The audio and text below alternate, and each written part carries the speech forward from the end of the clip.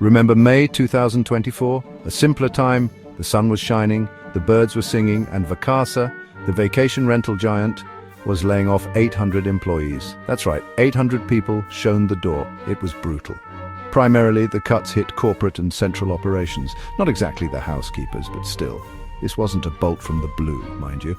It was actually Vacasa's second round of layoffs that year. Just a few months earlier, in February, they'd given 320 people the pink slip. Brutal, right?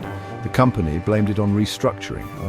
The sweet smell of corporate jargon masking the stench of job losses. But it gets worse. The May layoffs were actually part of a larger trend. Back in 2022 and 2023, Vacasa had already laid off another 1,300 employees. So, yeah, not a great track record when it comes to job security. So why all the layoffs? Well, in a word, money. Or rather, the lack thereof. See, Vacasa was bleeding cash like a wounded Airbnb host who just discovered a hidden camera. In the first quarter of 2024 alone, they reported a net loss of $141 million. Ouch, and that included a whopping $84 million impairment charge. Essentially, they admitted that some of their assets weren't worth as much as they'd hoped. Probably all those rustic cabins with questionable plumbing. But it wasn't just one bad quarter. Vacasa had been on a financial roller coaster ride from hell. In the fourth quarter of 2023, they lost $76.5 million. And their bookings, declining for 4 straight quarters. Not exactly the kind of momentum you want in a volatile market.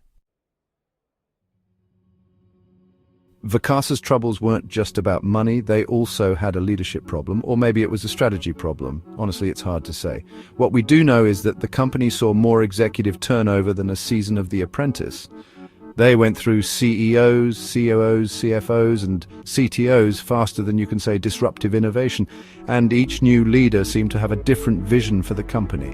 One minute they were all about acquisitions, gobbling up smaller rivals. The next they were focused on organic growth. It was exhausting, just trying to keep up. Meanwhile, the market for short-term rentals was changing.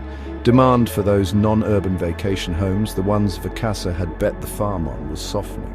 Turns out, after the pandemic, people were less interested in escaping to the middle of nowhere.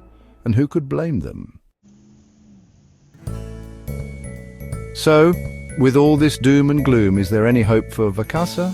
Well, maybe. In a plot twist worthy of a Hallmark movie, another vacation rental company, Shakeup, swooped in with a buyout offer. For a cool $114 million, they'd take Vacasa off the market and make it their problem. Not exactly a vote of confidence, but hey, it's better than nothing, right? So will Shakeup be able to turn things around? Only time will tell. But one thing's for sure, it's going to be an uphill battle.